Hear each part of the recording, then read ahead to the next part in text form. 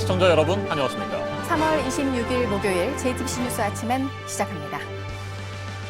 미성년자 등을 협박해 성착취 불법 촬영물을 제작하고 유포한 혐의로 어제 검찰에 송치된 텔레그램 박사방의 운영자 조주빈에 대한 수사가 오늘부터 본격적으로 시작됩니다. 서울중앙지검은 조주빈과 공범들을 수사하기 위해서 디지털 성범죄 특별수사 TF를 구성했습니다. 검사 9명과 수사관 12명 등 21명이 박사방 사건을 비롯한 관련 사건들을 전반적으로 수사하게 됩니다. 아동 음란물 제작과 강제추행, 협박 등 적용할 수 있는 법리 검토도 진행합니다. 초중고등학교에서의 온라인 개학을 교육부가 검토하고 있습니다. 지역에 따라 오는 4월 6일 개학이 어려운 곳이 있고 환자가 나오면 학교가 폐쇄되는 것에 대응하기 위한 조치인데 따라서 온라인 수업을 수업 일수로 인정을 하는 방안도 마련하고 있습니다. 유럽의 코로나19 확산세가 좀처럼 꺾이지 않고 있습니다. 영국에서는 왕위 계승 서열 1위인 찰스 왕세자가 확진 판정을 받았습니다. 스페인의 카르멘 칼보 부총리도 감염된 것으로 확인됐습니다. 프랑스와 독일에서는 코로나19 확산이 우려되자 일부 교도소의 수감자들을 석방하기로 했습니다. 미국에서 2,500조 원 규모의 경기 부양 법안에 대한 여야 합의가 나왔고 상원에서 법안 처리를 위한 조율이 진행되고 있습니다. 어제 11% 폭등했던 뉴욕 증시 다우지수는 오늘은 2%대로 급폭을 줄였지만 이틀째 상승 흐름을 이어갔습니다. 미국의 코로나 환자 수는 이제 6만 명도 넘어섰습니다. 4.15 총선 후보 등록이 오늘과 내일 이틀 동안 진행될 예정인 가운데 후보 등록을 하루 앞둔 어제 미래통합당의 5개 지역구 공천 결과가 전격적으로 뒤집혔습니다. 특히 인천 연수을 선거구의 경우 공천관리위원회가 민경욱 의원의 공천 무효를 최고위원회에 요청했지만 황교안 대표가 이끌고 있는 최고위원회는 밤늦게 민경욱 의원의 공천을 확정지었습니다. 6단계 공천 과정을 거치면서 모두 4차례 결정이 번복된 겁니다. 당 지도부와 공천관리위원회 극심한 내부 갈등이 이어지고 있습니다. 폼페이오 미국 국무장관이 북한이 비핵화 협상으로 돌아오도록 주요 7개국을 포함한 모든 나라가 단합해야 한다고 밝혔습니다. 코로나 사태와 관련해서는 중국의 정보 공개 문제 등을 두고 비판을 이어갔습니다.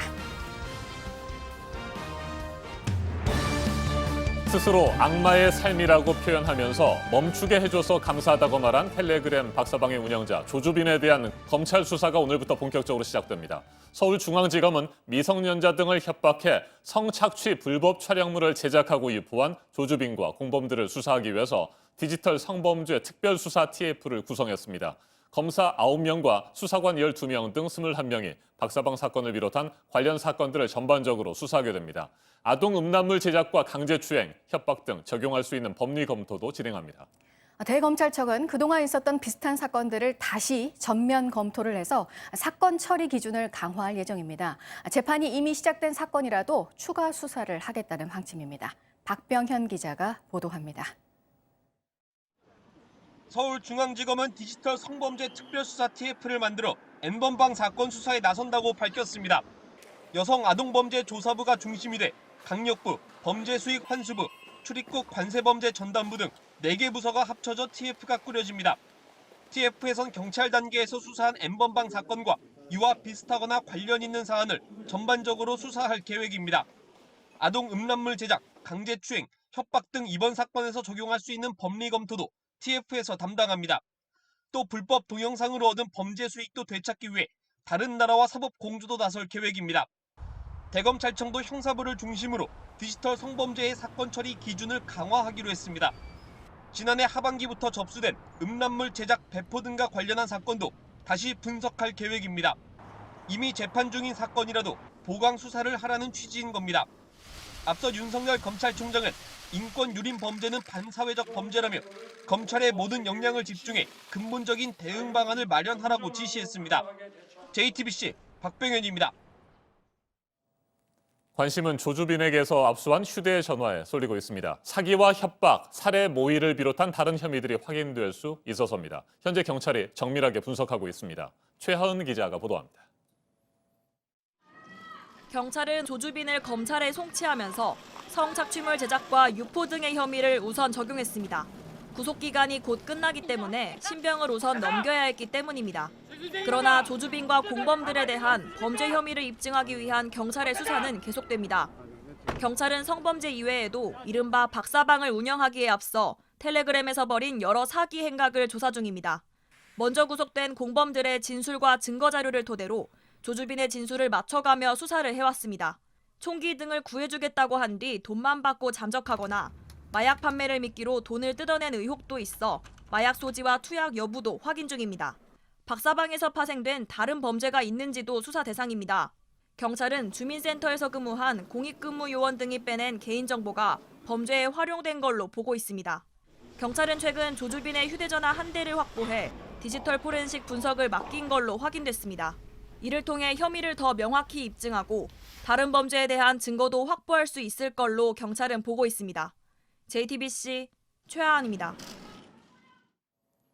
코로나19 추가 확산에 대한 우려가 여전한 가운데 교육부가 초중고등학교의 온라인 개학도 검토하고 있습니다. 4월 6일 개학을 예정대로 추진하기 위해서 노력하되 바이러스 확산이 이어진다면 지역별로 등교 개학 또는 온라인 개학을 다르게 실시하는 겁니다. 김세영 기자입니다. 코로나19로 인한 유례없는 4월 개학에 이어 교육부가 사상 초유의 온라인 개학도 검토 중입니다.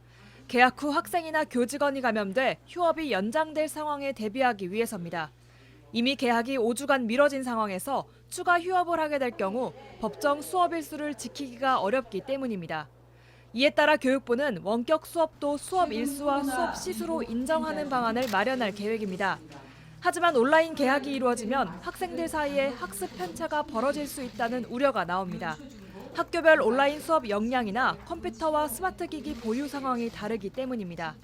이에 교육부는 원격 수업 운영 기준안을 만드는 한편 1만 커뮤니티도 운영합니다. 이 커뮤니티에 학교별 대표 교사와 교육부, 교육청 등이 참여해 원격 교육 방법을 공유하게 됩니다. 원격 교육 여건을 갖추지 못한 저소득층 학생들에겐 교육 정보와 교육비와 스마트 기기 대여를 지원할 예정입니다. 다음 주부터 각 교육청은 원격 교육 시범학교를 선정해 시범 운영합니다. JTBC 김세연입니다. 유럽의 코로나19 확산세가 좀처럼 꺾이지 않고 있습니다. 영국에서는 왕위 계승 서열 1위인 찰스 왕세자가 확진 판정을 받았습니다. 스페인의 카르멘 칼보 부총리도 감염된 것으로 확인됐습니다. 프랑스와 독일에서는 코로나19 확산이 우려되자 일부 교도소의 수감자들을 석방하기로 했습니다. 노진호 기자입니다. BBC와 가디언 등 영국 현지 언론은 현지 시간 25일 찰스 왕세자가 코로나19 확진 판정을 받았다고 밝혔습니다. 71살인 찰스 왕세자는 영국 왕위 계승 서열 1위입니다. 왕실 대변인은 다만 찰스 왕세자가 가벼운 증상만 앓고 있으며 엘리자베스 2세 여왕은 건강에 이상이 없다고 말했습니다.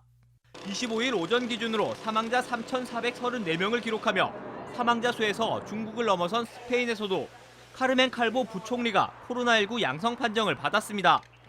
앞서 스페인에서는 이레네 몬테로 양성평등부 장관과 페드로 산체스 총리의 부인도 코로나19 확진 판정을 받았습니다.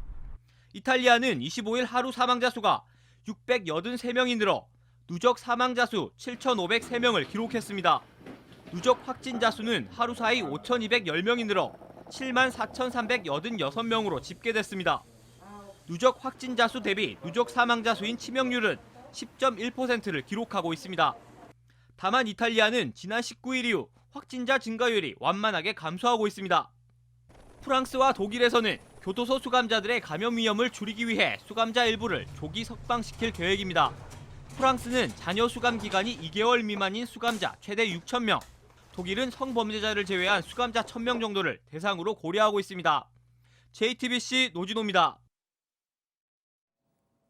미국 트럼프 행정부의 초대형 경기 부양책에 대한 기대감으로 어제 뉴욕 증시는 폭등했죠. 그런데 오늘은 주요 지수의 등락이 엇갈렸습니다. 다우지수는 이틀째 상승 흐름을 이어간 반면 나스닥은 소폭 하락했습니다. 미 상원은 진통 끝에 타결된 부양책을 오늘 처리하기 위해서 일정과 세부 내용을 조율하고 있습니다. 미국의 코로나19 확진자는 6만 명을 넘어섰고 미국인 절반 이상이 자택 대기령의 영향을 받고 있습니다. 워싱턴을 연결합니다. 임종주 특파원, 먼저 뉴욕 증시의 상황부터 살펴보죠. 주요 지수의 등락 어떻게 나타났습니까? 네, 우선 다우지수는 2.39% 오른 21,200에 장을 마쳤습니다. 어제 87년 만에 최대 상승폭을 보인 이후 그 폭은 줄었지만 이틀째 상승 흐름을 이어갔습니다.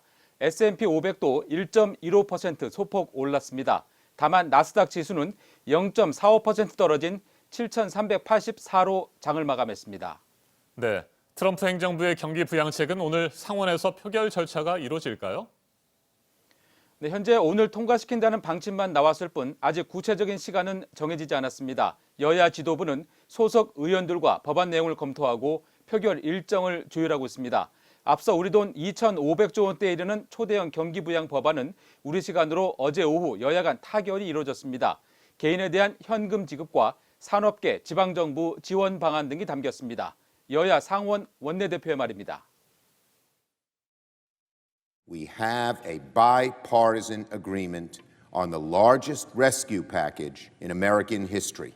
And it will inject trillions of dollars of cash into the economy as fast as possible to help American workers, families, small businesses, and industries. 그러나 트럼프 대통령의 측근인 린지 그레이엄 의원을 비롯한 상원 의원 일부가 실업수당이 임금을 초과할 수 있는 등 초안에 오류가 있다며 보완을 요구하고 나섰습니다. 따라서 표결이 늦춰질 가능성도 제기되고 있습니다. 그럴 경우 내일로 예상되는 하원 표결 계획에도 영향을 줄 것으로 보입니다. 자, 그런데 이번 코로나19 사태가 경제 불황이라기보다는 자연재해에 가깝다. 이 같은 진단을 제시한 전문가가 있죠. 네, 미 중앙은행인 연방준비제도의 벤 버냉키 전 의장이 CNBC 방송과의 인터뷰에서 지금 상황은 불황이라기보다는 큰 눈폭풍을 만난 것과 더 가깝다고 분석했습니다. 또 통화나 금융 문제에서 비롯된 게 아니라며 1930년대 대공황과는 아주 다른 동물이라고 표현했습니다. 그러면서 미국이 매우 가파르게 침체할 수 있지만 그만큼 빠르게 회복할 것으로 전망한다고 밝혔습니다. 코로나 확산이 세계 경제에 심각한 타격을 주고 있는 가운데 나온 낙관적 견해의 하나입니다. 네, 연일 급증하고 있는 미국의 코로나19 확진자 6만 명을 넘어섰군요. 네, 최근 코로나 검사가 본격화하면서 확진자가 폭발적으로 늘고 있습니다. 하루 전 5만 명대에 진입하더니 오늘은 순식간에 6만 명을 넘었습니다. 특히 인구 밀집 지역인 뉴욕이 절반인 3만여 명에 이르고 있습니다. 사망자도 900명에 육박하고 있습니다. 코로나 확산을 막기 위해 현재 17개 주에 자택 대기 명령이 내려진 상태입니다. 미국인의 절반 이상이 그 영향을 받고 있습니다. 지금까지 워싱턴에서 JTBC 임종주입니다.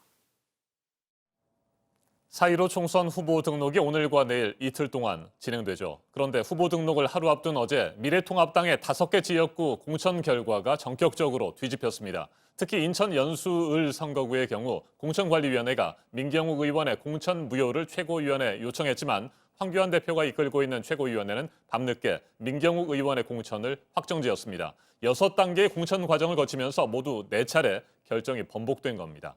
당 지도부와 공천관리위원회 극심한 내부 갈등이 이어지고 있습니다. 노진호 기자가 보도합니다. 미래통합당 지도부는 어젯밤 최고위원회를 열고 인천 연수을 지역에 민경욱 의원을 공천하기로 했습니다. 선거 홍보물에 허위 사실을 포함했다는 인천 선관위의 판단을 근거로 공천을 전격 취소했던 공천관리위원회의 결정을 뒤집은 겁니다. 법률적으로 그렇게 심각한 사항이 아니다라는 판단하에 공관위에서 다시 올라온 것을 원위치로 해서 민경욱 후보로 최종 결정을 했습니다. 인천 연수을은 애초 민경욱 의원이 컷오프되며 민현주 전 의원이 단수 공천됐습니다. 이후 지도부 반발에 다시 민경욱 의원이 공천됐고 또다시 공천 무효와 재공천을 받으며 수차례 결과가 뒤바뀌었습니다. 황교안 대표는 어제 부산 금정과 경북 경주, 의왕 과천과 화성을 등 공천관리위원회가 결론 지은 4개 지역구의 공천 결과도 뒤집었습니다.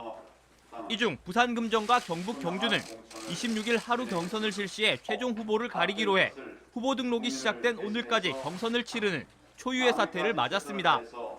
경기 화성을과 경기 의왕 과천은 각각 임명배 전 자유한국당 당협위원장과 신계영 전 과천시장을 단수로 공천했습니다. 당 지도부의 갑작스러운 결정에 일부 예비 후보가 공천 취소 효력정지 가처분을 신청하는 등 당 안팎으로 반발이 나오고 있습니다. JTBC 노진호입니다.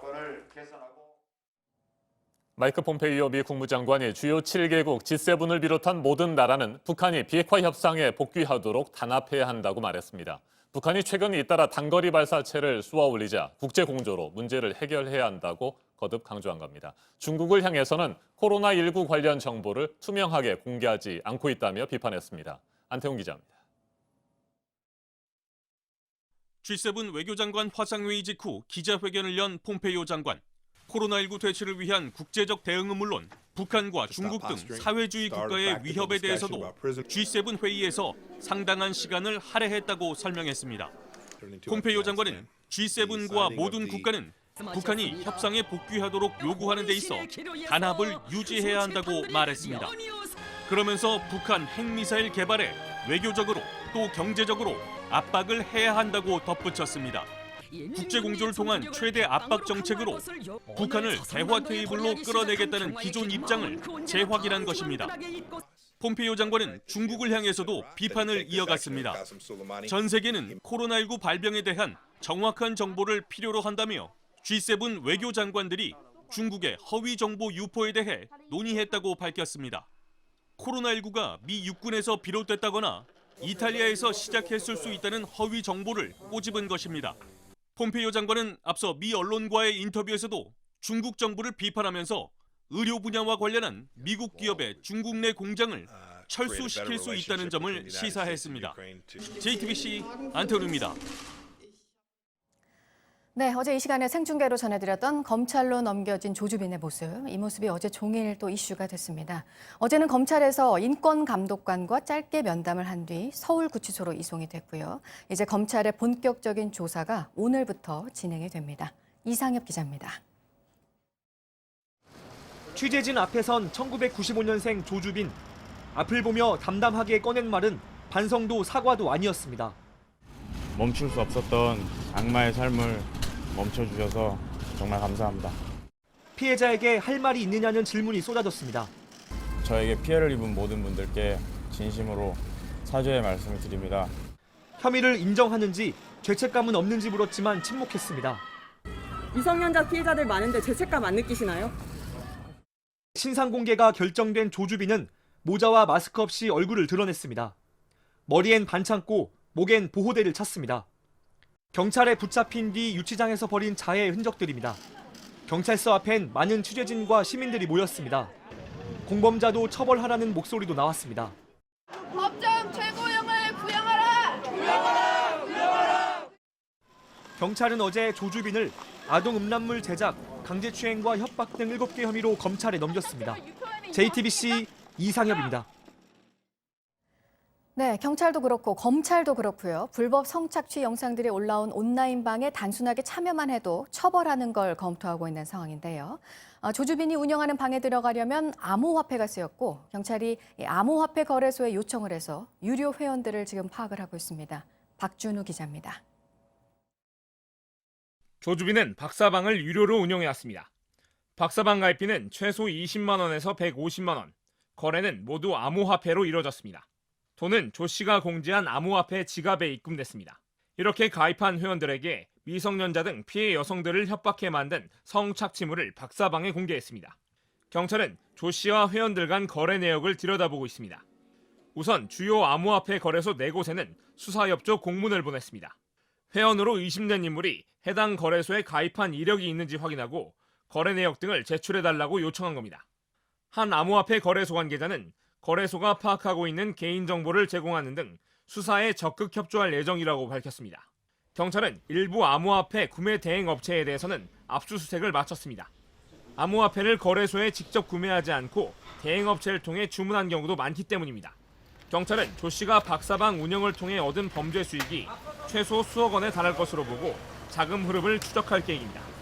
JTBC 박준우입니다. 네, 이렇게 관련이 된 모든 사람들을 다 조사하겠다고 하니까 N번방에 의도적으로 들어간 게 아니라 모르고 착각을 해서 실수로 들어갔다는 주장들을 하고 있습니다. 그런데 이 N번방에는 5단계나 거쳐야 들어갈 수가 있습니다. 박민규 기자입니다. 다른 대화방과 착각했다, 모르고 들어갔다, 비트코인을 잘못 보냈다. 한마디로 N번방에 들어간 게 실수였단 주장입니다. 과연 그럴까? 텔레그램 메신저에서 특정 대화방에 들어가는 것 자체가 자발적으로 찾지 않고선 불가능합니다. 이 때문에 네티즌들은 실수였다는 핑계를 비판하며 그 이유를 조목조목 설명하기도 합니다. 당장 N번방에 들어가려면 5단계를 거쳐야 합니다. 누군가로부터 대화방 주소를 받지 않는 이상 이 중 2단계에서 곧장 막히게 됩니다.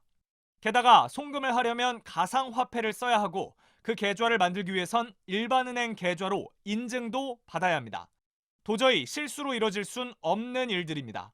그런데도 일부 이용자들은 입장을 호기심으로 한 것까진 인정하지만 동영상은 자동으로 저장됐다는 주장부터 꿈이 경찰이라 범인을 잡으려고 N번방에 들어갔다는 핑계까지 댑니다. 현직 경찰관도 황당해하는 변명입니다. 그건 상당히 안 되죠. 현직 경찰관이 하더라도 거기에 대해서 수사하고 남기록 하기 때문에. JTBC 박민규입니다. 네, 계속 전해드리고 있지만 조주빈의 얼굴이 공개되고 집중 수사가 지금 진행되고 있어도 이 N번방에 영상물을 올려놓고 팔겠다는 사람들 여전히 있습니다. 피해자들을 또 한 번 울리는 2차 피해에 대한 우려도 커지고 있습니다. 이 소식은 조보경 기자가 전합니다. 한 트위터 계정입니다. N번방 판매라는 제목과 함께 소셜미디어의 아이디를 적어놨습니다. 다른 계정엔 아이디와 함께 영상별 가격도 적혀 있습니다. 문화상품권 5만 원에 박사방 영상을 판다는 겁니다. 이 영상이 확실한지, 이 계정이 확실한지를 보장하기 위해서 피해 촬영물들의 샘플 버전이라고 하죠. 그거를 모아놨던 드라이브라고 해야 되나? 그런 것을 캡처를 해가지고 실제로 올리기도 하고요. 텔레그램 단속이 심해지자 트위터나 디스코드 등으로 판매 창구만 옮겼습니다. 음란물 사이트엔 N번방 관련 검색어도 버젓이 등장합니다.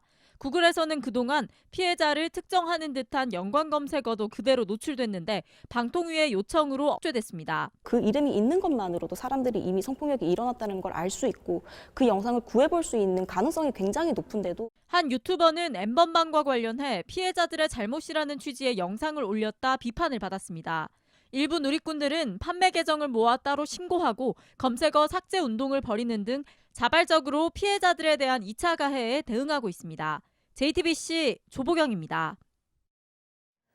네, 이번에 이 조주빈의 혐의 가운데 가장 비난을 받는 게 미성년자를 포함해서 여성을 협박해서 성착취물을 찍게 했다는 부분이죠. 이들의 핵심 수법이 있습니다. 이수진 기자가 보도합니다.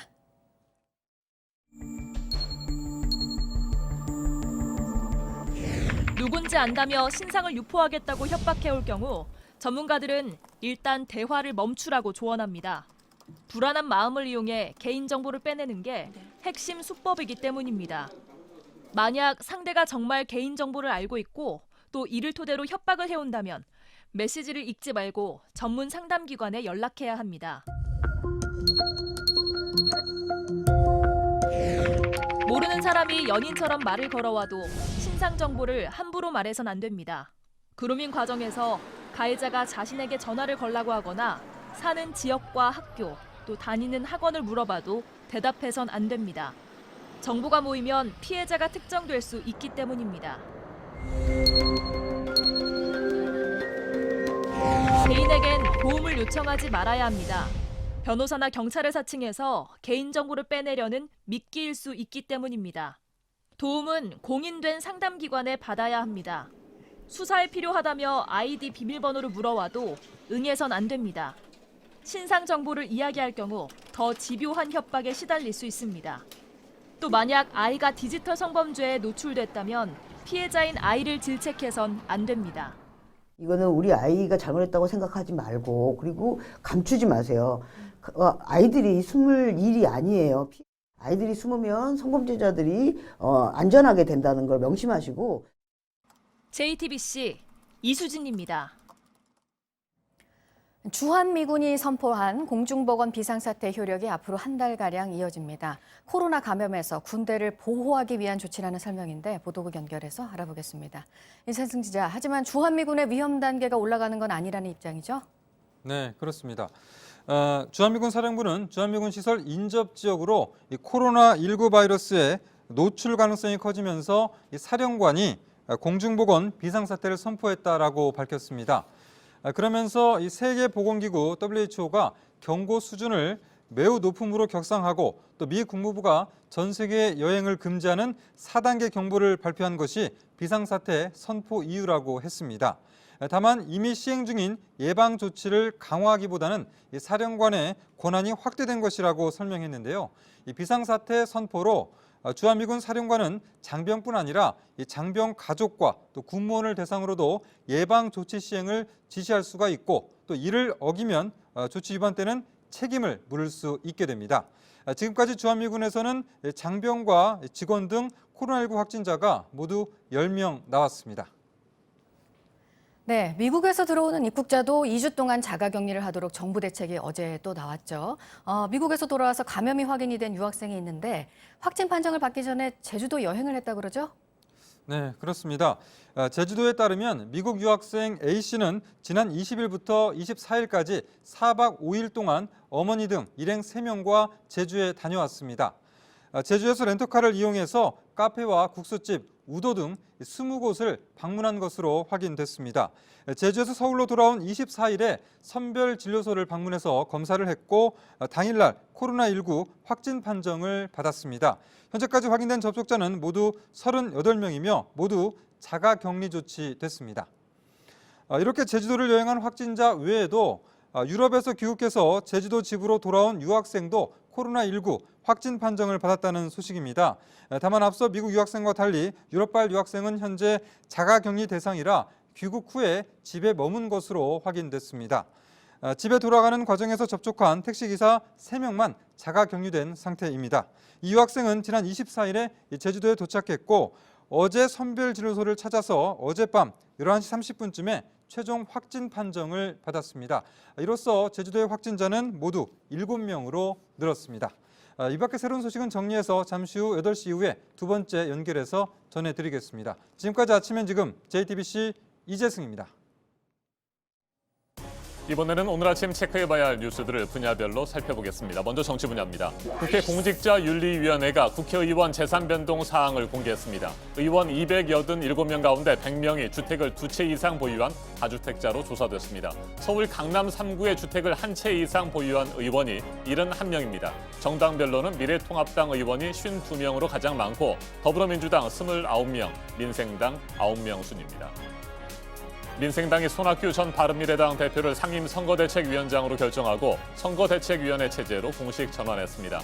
총선을 3주 앞둔 시점에서 선대위가 출범했는데 공천 과정에서는 대파 갈등이 이어졌습니다. 4.15 총선 최대 격전지로 꼽히는 서울 종로구 출마 후보들의 TV토론회가 다음 달 6일 진행됩니다. 이낙연 더불어민주당 코로나19 국난극복위원장과 황교안 미래통합당 대표가 출연합니다. 여야의 유력 대선 주자이자 전직 총리인 두 사람이 함께 토론회에 나서는 것은 처음입니다. 외국인들은 여전히 매도세를 이어가고 있지만 개인 투자자들은 주식을 대거 사들이고 있습니다. 어제 코스피는 급등해서 1,700선을 그리고 코스닥은 500선을 각각 회복을 했는데요. 양대 시장의 거래 대금이 어제 22조 3천억 원에 육박해서 1996년에 코스닥 시장이 문을 연 이후 가장 많았습니다. 한진칼 주주총회가 이제 내일입니다. 오늘은 국민연금이 조원태, 조현아 경영권 분쟁에서 누구의 손을 들어줄지 결정을 합니다. 조원태 회장의 지분이 조금 더 많은 상황에서 지분 2.9%를 보유하고 있는 국민연금이 캐스팅 보트 역할을 하게 될 것으로 보입니다. 9개월 넘게 갈등을 겪어온 한국 GM 노사가 임금 협상안에 잠정 합의를 했습니다. 다음 주 초에 열리는 조합원 찬반 투표를 통해서 임금 협상이 최종 타결될 예정입니다. 계속해서 사회 분야 뉴스입니다. 어제 오후 5시 반쯤 경북 영주시의 한 주택에서 불이 났습니다. 집안에서 70대 할머니가 숨진 채 발견됐고 80대 남편은 연기를 들이마셔 병원으로 옮겨졌습니다. 소방당국이 정확한 화재 원인을 조사하고 있습니다. 성착취물 동영상을 공유한 텔레그램 N번방에 사진들을 가지고 있다며 경찰에 자수한 20대 남성이 앞서 음독한 사실이 드러나 병원으로 긴급 이송됐습니다. 지난 24일 밤 늦게 전남 여수경찰서를 찾아와 아동 음란물 사진 340여 장을 증거로 제출하면서 자수했습니다. 그런데 조사를 받는 과정에서 자수하기 전 집에서 독약을 먹었다고 털어놨습니다. 텔레그램 박사방 운영자 조주빈의 변호인이 사건을 맡지 않겠다며 사임했습니다. 조주빈 가족의 의뢰로 단순 성범죄인 줄 알고 사건을 맡았는데 확인 결과 사실관계가 너무 달라서 변론을 진행할 수 없다고 밝혔습니다. 박양우 문체부 장관이 미술관과 박물관을 찾아서 코로나 사태로 이곳들이 어떤 어려움을 겪고 있는지 직접 들었습니다. 지원책을 추진하겠다고 했는데요. 전문 인력 지원 사업입니다. 사립박물관과 미술관의 인건비 부담을 줄이는 방안을 재정당국과 협의하겠다는 계획입니다. 경매 시장도 요즘은 온라인으로 운영이 되는 곳들이 많습니다. 서울 옥션에서는 미술품 경매가 가상현실 VR로 작품을 전시하고 온라인으로 실시간 응찰하는 방식으로 진행이 됐습니다. 천주교가 미사를 다시 시작하기로 예정한 날이 다음 달 3일인데요. 사흘 더 미뤘습니다. 학교 개학일로 잡혀있는 6일부터 미사를 열기로 했습니다. 주요 20개 나라 G20 화상 정상회의가 오늘 열립니다. 문재인 대통령이 제안을 했고 코로나 사태에서 각국의 협력 방안을 논의하는 자리입니다. 문 대통령은 우리 당국의 보건 조치 등에 대해서 설명을 할 예정입니다. 4.15 총선 후보자 등록이 오늘부터 시작됩니다. 선거전도 본격화될 예정인데요. 오늘, 내일 이틀 동안 진행됩니다. 공식 선거운동은 다음 달 2일부터입니다. 코로나19 확진자의 동선을 빠르게 분석하는 역학조사 시스템이 오늘부터 가동이 됩니다. 역학조사관의 수작업으로 이뤄져서 하루 넘게 걸렸지만 확진자의 위치 정보 또 신용카드 사용 정보를 자동화 시스템으로 분석을 하는 것이어서 10분 안에 파악을 할 수가 있습니다. 분야별 뉴스들 체크해드렸습니다. 이어서 날씨 정보입니다. 출근길 호남 지방과 제주를 중심으로 비가 오고 있습니다. 비구름은 점차 북동쪽으로 이동하면서 강수구역이 확대되겠고요. 밤에는 전국 대부분 지역에 비를 뿌리겠습니다. 내일까지 제주 산간에는 최고 300mm 이상, 그 밖에 제주 지역에 최대 150mm 정도 예상됩니다. 그리고 남부지방은 최대 80mm, 중부지방 중심으로 30mm 정도 내리겠습니다. 제주에는 오후부터 바람도 강하겠습니다. 밤사이 해안 지역에도 강풍이 예상돼 시설물 관리에 유의하셔야겠습니다. 오늘 낮 기온은 서울이 20도, 광주와 대구가 18도까지 오르겠고요. 북한은 해주와 개성이 16도가 되겠습니다. 비는 내일 서쪽 지역부터 그치기 시작해 저녁 무렵 대부분 피하겠습니다. 기상정보였습니다.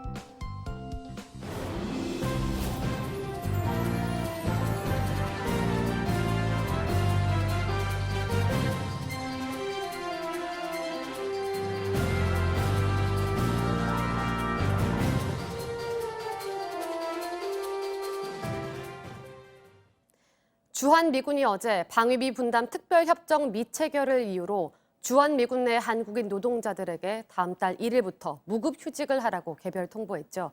미 국무부는 통보가 법적 필요에 따라 이루어졌다며 동맹 임무 지원을 위한 인력에 대비했다고 밝혔습니다. 그러면서 합의가 이루어지면 무급휴직을 피할 수 있을지도 모른다며 우리 정부를 거듭 압박했습니다. 김세연 기자입니다. 다음 달 1일부터 주한미군에 근무하는 한국인 노동자 중 절반 이상이 무급휴직에 들어갑니다. 방위비 분담금 협상이 되지 않는다는 이유로 강제 무급휴직을 통보했습니다. 이에 대해 미 국무부는 공평한 방위비 분담 특별협정 합의가 이루어지면 무급휴직을 피할 수 있을지도 모른다고 밝혔습니다.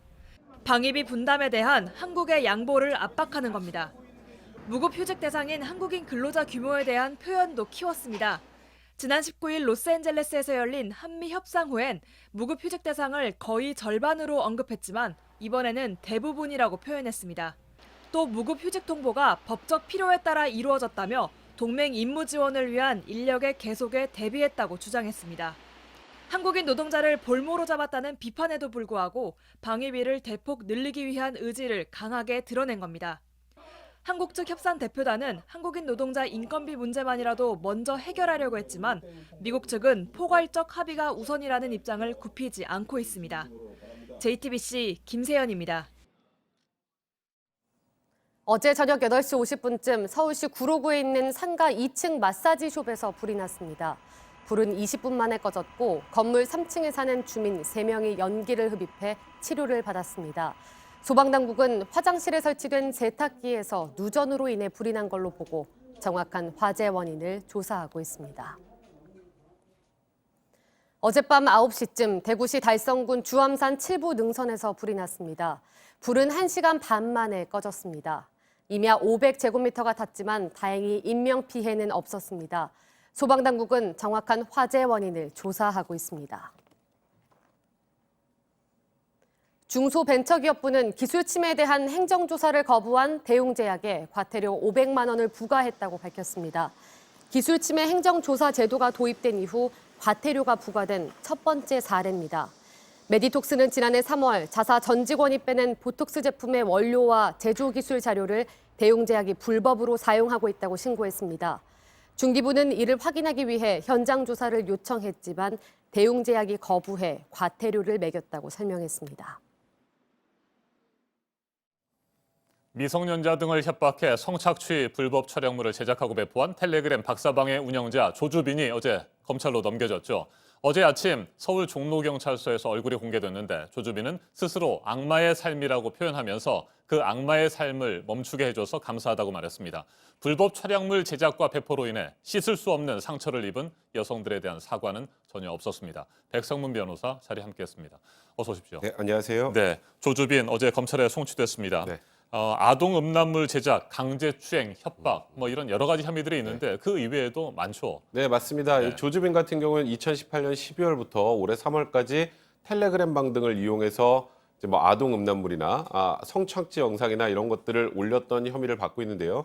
당초에 조사 과정에서는 본인이 소위 박사라는 걸 부인했었는데 네. 조사 과정에서 이제 시인한 걸로 확인이 됐습니다. 지금 말씀하셨던 것처럼 가장 중한형은 아동 청소년 성보호에 관한 법률에 보면 아동 음란물 등의 제작죄가 있습니다. 가장 중한형인데요. 근데 그것 하나에다가 말씀하셨던 것 직접 강제추행을 했던 강제추행 혐의, 또 사기, 강요, 그다음에 협박죄, 그다음에 개인정보 등을 빼내서 활용했던 개인정보보호법 위반 문제도 있고요. 마지막으로 이제 미성년자가 아닌 경우에 네. 성년자들 동의를 받지 않고 아니면 의사에 반해서 음란물을 찍었기 때문에 성폭력범죄 처벌하는 특례법에 카메라 등 촬영죄 총 7개가 지금 적용이 되는데요. 아직 조사하는 과정 중에 있는 게 하나 있습니다. 어린이집 원아에 대한 살인 예비죄가 있는데 아하. 그에 대해서는 아직까지는 일단은 추가되지 않았는데 네. 조사 과정을 거쳐서 그 혐의도 인정이 된다면 지금 현재 7개의 혐의보다 추가될 가능성이 있는 상황입니다. 네, 살인 예비 혐의가 만약에 적용이 된다고 한다면 네. 이건 법정 최고형이 어떻게 되는 겁니까? 일단은 아동 음란물 제작죄 자체가 무기 또는 5년 이상의 징역형입니다. 네. 그러니까 사실상 살인죄하고 동일한데요. 거기다가 이제 살인 예비 음모죄가 추가된다면 아무래도 죄가 많아지기 때문에 형량이 높아질 가능성이 많은데 실제 이제 선고되는 형이 어떨지는 좀 지켜봐야 될 것 같고요. 그간에 좀 안타깝게도 네. 이 아동 음란물 제작 등이나 이런 유포와 관련돼서 그렇게 중하게 처벌받지 않았던 전례들이 있어서 이번에는 양형 기준이 좀 변경될 것인지 그게 관심 포인트입니다. 네. 조주빈이 박사방 거래에 이용했던 암호화폐 지갑들이 네. 있습니다. 그런데 이 지갑에서 32억 원가량의 자금 흐름이 포착됐다. 뭐 이런 얘기들도 들립니다. 굉장히 일단은 많은 액수죠? 맞습니다. 네. 지금 일단은 검거 당시에 조주빈의 집에서 1억 3천만 원 정도가 발견됐다고 하는데 그게 다가 아닐 것이라는 건 충분히 예측이 가능합니다. 일단 회원 수가 26만 명이고 대부분이 유료 회원이기 때문에 단순히 합산한다고 하더라도 그보다 훨씬 거액일 가능성이 많은데요. 이제 다만 일단 이 부분을 전부 다 정확하게 확인할 수 있느냐가 일단 관건이 될 텐데 일단 수사기관 입장에서는 이렇게 불법적으로 얻은 이득은 사전에 추징 보전 처분 등을 통해서 전부 다 범죄 수익을 환수하겠다는 입장을 밝힌 상황인데요. 이제 문제는 과연 흔적을 다 찾을 수 있느냐입니다.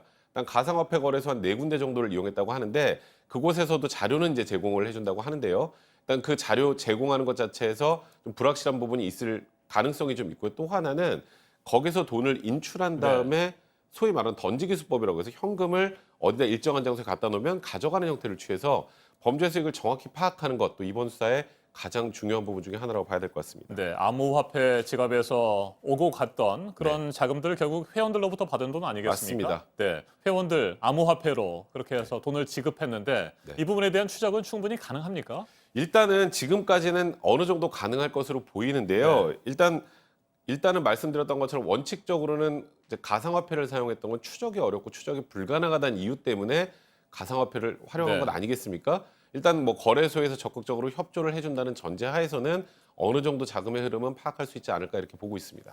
네. 자, 문화상품권의 경우에는 오히려 더 뭐 추적하기가 힘들다는 얘기가 있던데 이건 뭐 전혀 알 수가 없는 상황이 될까요? 사실 그 부분은 정확하게 특정하기가 좀 어렵고요.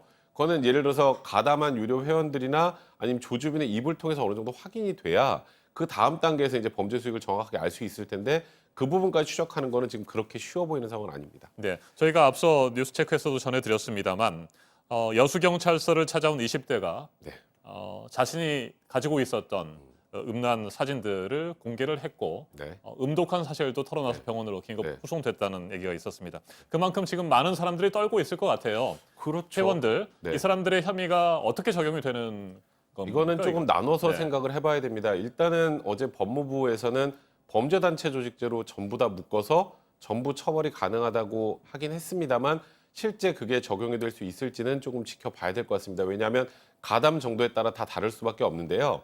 여기서 말하는 소위 말하는 직원이라고 해서 네. 적극적으로 피해 여성의 성착취에 가담한 사람들 같은 경우에는 당연히 이제 공범관계로 묶일 수밖에 없는 상황이고요. 또 하나는 유료 회원도 여러 등급이 있습니다. 유료 회원 중에 실질적으로 성착취 동영상을 보면서 어떤 행위를 요구한다거나 네.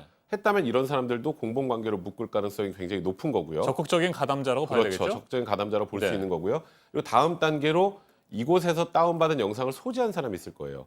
소지한 사람 같은 경우에는 우리나라 이제 그 아동 청소년 성보호에 관한 법률에 보면 그 아동 음란물을 소지한 사람은 1년 이하의 징역형이 처해지도록 네. 되어 있습니다. 사실 굉장히 낮은 수준의 이제 형으로 규정이 되어 있는 건데요.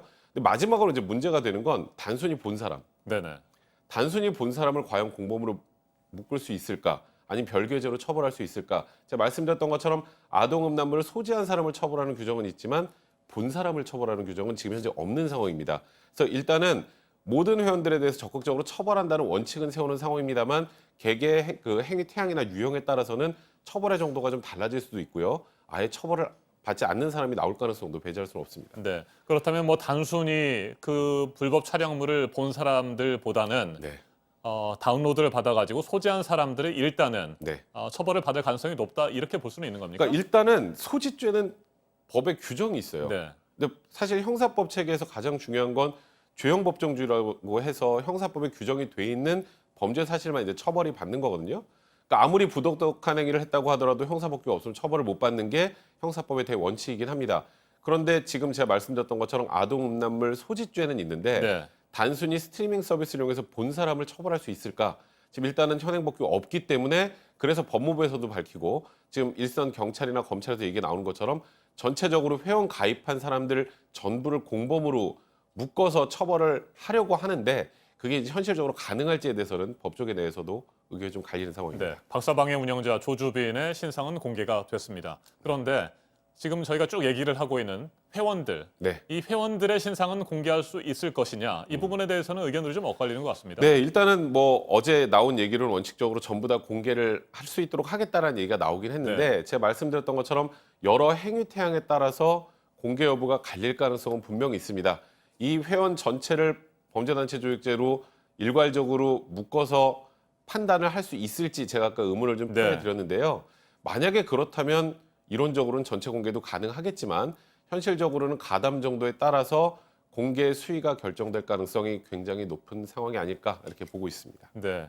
조주빈에 앞서서 N번방을 운영한 사람들이 있잖아요. 네, 뭐 아직까지 맞습니다. 잡히지 않은 갓갓이라는 네. 인물도 있고 그다음에 뭐 켈리라는 인물도 있습니다. 네. 이들에 대한 뭐 수사가 계속해서 진행이 될 텐데 이들의 형량이라든지 잡아서 앞으로 이제 뭐 재판을 진행하게 된다면 네. 어떻게 예상할 수 있습니까? 일단은 켈리 같은 경우에는 지금 1심에서 징역 1년을 선고받았습니다. 네. 그런데 검찰에서 항소를 하지 않았어요. 검찰에서 항소를 하지 않으면 불이익 변경 금지 원칙이라고 해서 이제 피고인의 항소권을 보장한다는 취지로 네. 검찰이 항소하지 않고 피고인만 항소하면 1심형보다 높게 선고가 불가능합니다. 그러니까 항소심에서 최대로 나올 수 있는 형량은 1년밖에 안 되니까 아마 시청자분들이 생각하시기에도 너무 지금 국민 법감정과는 동떨어진 양형이라고 생각을 하실 거고요. 그리고 또 이제 이 소위 말하는 텔레그램이라는 이 플랫폼을 만들어서 이곳에 아동 음란물을 유포하게 만들었던 이 왓치맨 같은 경우에도 일단은 검찰이 3년 6개월을 구형을 했다가 부랴부랴 이제 공판 재개 신청을 해서 일단 N번방과 관련성을 검찰이 지금 제대로 알지 못한 상황이었다라는 얘기와 함께 더 조사를 해서 이제 그거는 양형 기준을 좀 아마도 양형을 좀 상향할 가능성이 분명히 있는 상황이고요. 그리고 마지막으로 갓갓 같은 경우엔 뭐 지금 언론을 통해서는 악의 뿌리라는 표현이 나옵니다. 네. 이제 이 소위 말하는 텔레그램의 아동 음란물을 이제 소위 말해서 유통시킨 장본인, 1차 장본이라고 하는데 아직까지 잡히지 않은 상황입니다. 그래서 일단 각각 같은 경우에 아동 음란물 제작에도 관여를 했다는 말씀드렸던 것처럼 무기 또는 5년 이상의 유기징역형이 충분히 가능한 상황이긴 한데 일단 그 검거 이후에 어느 정도 범죄의 전체 구조가 나온 다음에 그 형량을 좀 확인해 봐야 될 것 같습니다. 네. 자, 그래서 국민들의 공분이 큰 상황에서 디지털 성범죄 양형 기준을 강화하는 방안들이 지금 추진이 되고 있잖아요. 국회에서도. 네, 맞습니다. 실제로 이게 이루어질 수는 있다고 보십니까? 근데 이번에 적용되기는 쉽지는 않을 것 같긴 한데요. 제가 그렇습니까? 이렇게 예를 하나 들어볼게요. 작년에 전 세계 아동 음란물 사이트 중에 가장 거대한 제일 대형 사이트의 운영자가 국제수사공조를 통해 잡혔는데 한국인이었습니다. 네. 손모 씨였죠. 기억하실 건데요. 그 손모 씨가 징역 1년 6개월 선고받았습니다. 그런데 미국에서 한 남성이 그 사이트에서 아동 음란물을 다운받은 것만으로 징역 15년을 받았어요. 그리고 그 사이트에 아동 음란물을 올린 영국인은 22년을 받았습니다. 좀 너무 차이가 많이 나죠. 근데 우리나라가 아직 이 디지털 성범죄나 아동 성범죄 관련해서는 양형 기준이 너무 낮은 건 사실입니다. 그리고 법 역시 마찬가지고요. 그래서 이번에 이 국민적 공분도 공분이지만 사실 가장 중요한 거 아이들을 보호해주는 거 굉장히 중요한 것 아니겠습니까? 전 세계적으로 아동 성범죄에 관해서는 무관용의 원칙을 채택하고 있는 상황입니다. 우리나라도 분명히 이에 대해서는 양형 기준 상향이 필요한 상황입니다. 네, 이번 사건의 피해자들 지금도 두려움과 공포 속에서 힘겹게 삶을 이어가고 있을 것으로 보입니다. 이들을 지원하기 위한 대책도 좀 필요한데 어떤 것들이 있을까요? 일단은 제일 우선적으로 지원이 되는 건 이미 지금 한국 여성 변호사 단체에서 피해자들을 대리할 수 있는 변호인들을 모집하고 굉장히 많은 변호사들이 지금 모여 있는 상황입니다. 네. 일단 이와 관련해서 지금 재판 진행되는 전 과정까지 이제 변호인들의 도움을 받을 거고요. 가장 중요한 건 피해 여성들의 신상이 공개되지 않는 겁니다. 사실 그 부분이 가장 우려스러운 거고 원래 이번에 이 조주빈을 제외하고 그동안에 성범죄자들 신상 공개된 적 없었습니다. 최초라는 얘기 들어보셨을 텐데 최초인 이유가 있어요. 이게 죄질이 좀 공개하기 부족해서가 아니고 통상적으로 성범죄자 가해자를 공개하면 피해자의 신원도 같이 공개된 효과가 있기 때문에 그것 때문에 공개가 안 된 거였거든요. 이번에도 가장 중요한 건 피해자들의 신상이 조금이라도 외부로 유출되지 않도록 하는 것. 그게 가장 중요한 게 아닌가 싶습니다. 알겠습니다. 여기까지 듣겠습니다. 백성문 변호사였습니다. 말씀 잘 들었습니다.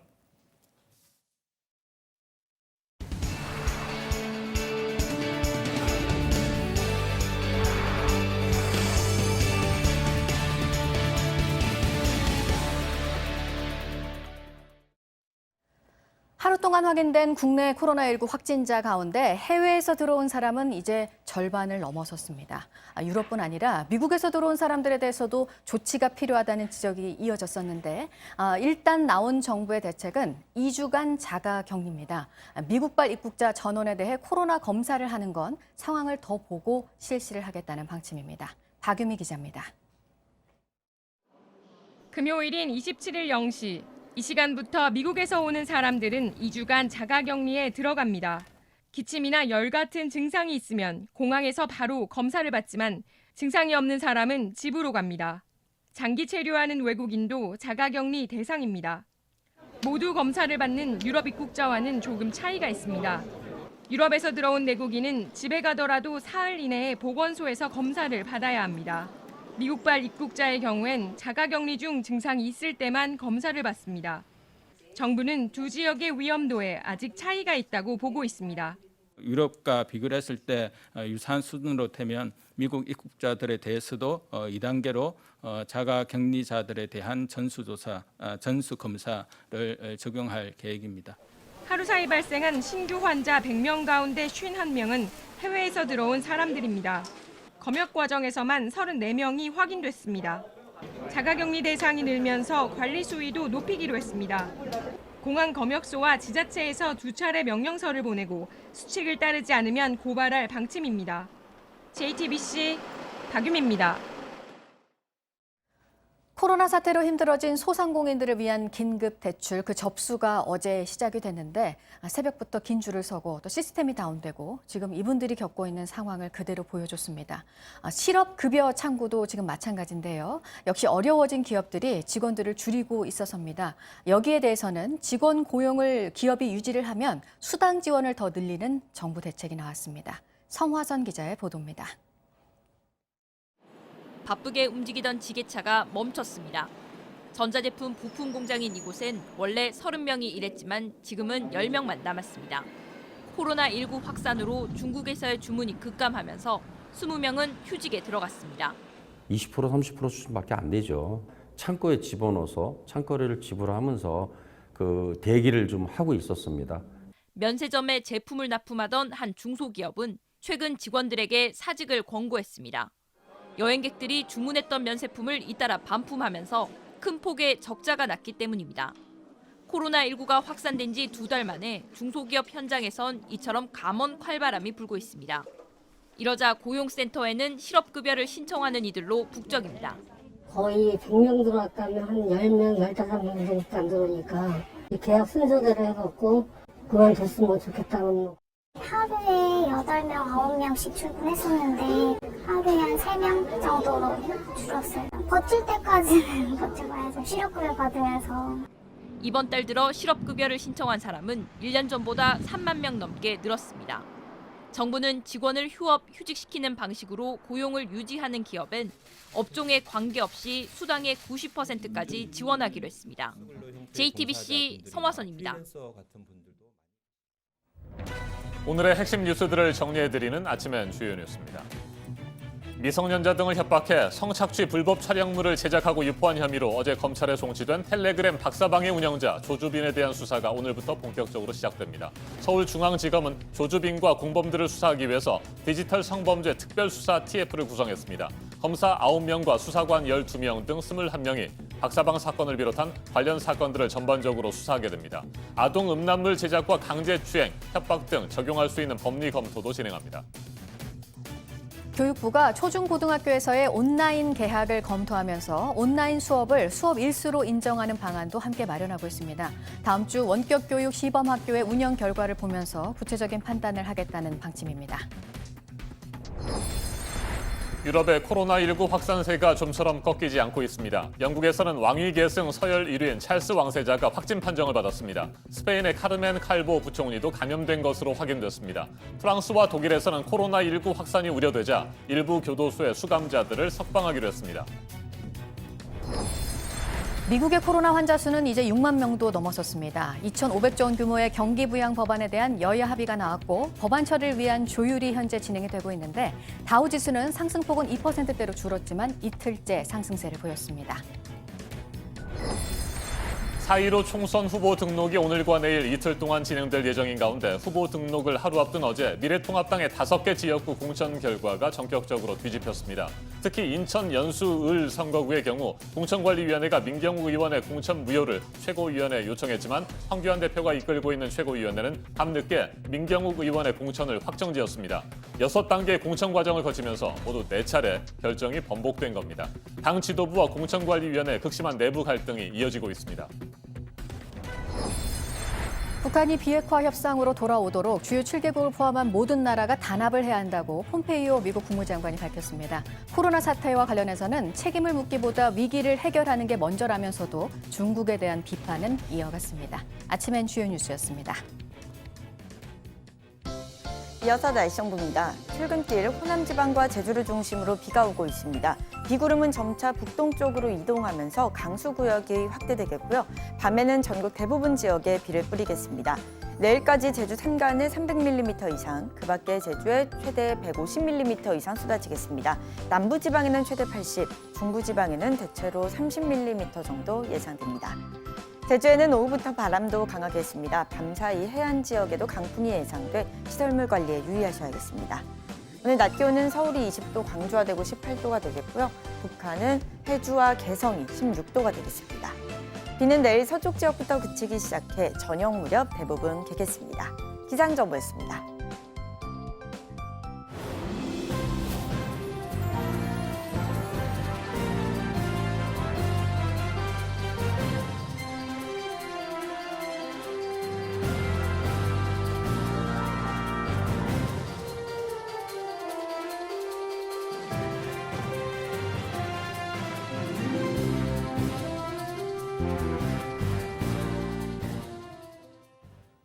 질병관리본부가 어제 오전 0시를 기준으로 집계한 자료에 따르면 대구에서는 14명의 확진자가 추가로 나왔습니다. 신천지발 확진 사태가 시작된 지난달 19일 이후 처음으로 하루 확진자 수가 10명대로 내려갔습니다. 홍지용 기자입니다. 대구 지역 코로나19 신규 확진자가 한 달여 만에 처음으로 10명대로 줄었습니다. 어제 추가 확진자는 14명입니다. 대구는 신천지 교인인 31번 확진자가 나온 다음 날부터 확진자가 폭발적으로 늘었습니다. 2월 29일에는 하루에 741명이 무더기로 확진 판정을 받았습니다. 이후에도 하루 확진자 수가 수십에서 수백 명 사이를 오갔습니다. 그런데 이번 주 들어 눈에 띄게 줄어들었습니다. 앞으로도 확진자가 급격하게 늘지 않을 거란 전망이 조심스레 나옵니다. 시내의 요양병원과 복지시설 등 감염 위험시설에 대한 전수조사가 99% 이상 끝났기 때문입니다. 3만 3천여 명을 조사해 224명이 확진 판정을 받았습니다. 243명만 검사 결과를 앞두고 있습니다. 정신병원 종사자 1000여 명에 대해서도 2명을 빼곤 모두 검사했습니다. 어제까지 결과가 나온 81명 가운데 확진자는 없었습니다. 대구시는 요양병원 등에서 일하는 간병인도 감염 위험군으로 보고 모두 조사하기로 했습니다. 조사 대상 간병인은 2,600여 명에 이릅니다. 조만간 해당 병원들과 검사 일정을 협의할 계획입니다. JTBC 홍지용입니다. 대학들은 지금 계속 온라인 강의를 하고 있습니다. 1학기 전체 학사 일정을 온라인으로 하겠다는 대학도 있는데요. 학생들 입장에선 수업 질이 너무 떨어지는 거 아닌지 걱정도 되고 불만이기도 합니다. 이자연 기자입니다. 경남에 사는 대학생 최모 씨는 최근 온라인 강의 자료를 클릭했다가 깜짝 놀랐습니다. 누구나 편집할 수 있는 인터넷 백과사전 나무위키로 연결됐기 때문입니다. 그 나무위키를 25분 읽어야 시험을 풀 수 있게끔 만들어 놓으셨어요. 출처도 사실 여부도 알 수 없는 자료로 공부해 시험까지 봐야 했던 겁니다. 이처럼 질 낮은 온라인 수업에 대한 학생들 불만은 커지고 있지만 코로나 사태가 길어지면서 비대면 강의 비중은 더 커지고 있습니다. 서울대와 연세대, 고려대 등은 이달 말까지 예정됐던 온라인 수업을 다음 달 중순까지 이어가기로 했습니다. 무기한 연장 결정을 내린 학교도 있습니다. 성균관대는 실습이 필요한 과목이 아니라면 모든 강의를 온라인으로 진행하기로 결정했습니다. 이번 학기 안에 코로나 사태가 진정되면 강의실 수업을 재개하겠다는 조건부지만 학생들로선 기약할 수 없는 상황. 저는 이미 2월에 방울프에서 사실 지금 학교 앞에 있거든요. 근데 이제 학교에서 공부도 못하고 그래서 대학 온라인 커뮤니티에선 등록금 반환을 촉구하는 목소리가 갈수록 높아집니다. 특히 이공계열처럼 상대적으로 비싼 학비를 내는 학생들 사이에선 차라리 휴학하는 게 낫다는 볼멘 소리도 나옵니다. JTBC 이자연입니다. 맞짱 토론 시간입니다. 오늘은 비례정당 의원 꿔주기와 공천 뒤집기로 잡음이 끊이지 않고 있는 여야 상황 집중적으로 살펴보겠습니다. 먼저 출연자들을 소개해드립니다. 제 오른쪽입니다. 차재원 부산 가톨릭대 특임 교수 나오셨습니다. 안녕하세요. 네, 안녕하십니까? 그리고 제 왼쪽입니다. 김홍국 대진대 개건 교수입니다. 네, 안녕하십니까? 네, 어서 오십시오. 4.15 총선이 이제 정확히 20일 앞으로 다가왔습니다. 오늘부터 이틀 동안 후보 등록이 진행됩니다. 그런데 여야 각 당의 안팎에서 잡음이 끊이지 않고 있습니다. 더불어민주당은 비례정당인 더불어시민당의 이른바 의원 꿔주기를 본격화하고 있습니다. 미래통합당은 황교안 대표가 막판 공천 뒤집기를 강행하면서 공천관리위원회와 갈등을 빚고 있습니다. 여야 모두 정책은 실종되고 오로지 의석수 계산에만 매몰된 최악의 총선이라는 지적이 많습니다. 토론 시작하겠습니다. 네, 인천 연수을 미래통합당 공천 소식부터 정리를 좀 해보도록 하겠습니다. 민경욱 의원 결국 공천을 받긴 받았습니다. 두 분 어떻게 보셨는지 궁금합니다. 차재원 교수님. 예, 민경욱 의원의 공천을 둘러싸고 참 여러 번의 당의 결정이 엎치락뒤치락하는 결론이 나오지 않았습니까? 결국 당 지도부의 뜻대로 민경욱 의원이 지금 이 당의 대표로 출전하는 것으로 결정이 됐습니다만 그 과정에 있어서의 여러 가지 문제가 상당히 드러난 것이 아닐까 하는 생각이 듭니다. 네. 이 지금 그 미래통합당이 나름대로 공당이라고 한다면 이 당의 공천을 위해서는 여러 가지 절차가 있는데 그 중에서도 하나가 지금 당 공관위에게 사실상 모든 정권을 조구고 있었던 상황이지 않습니까?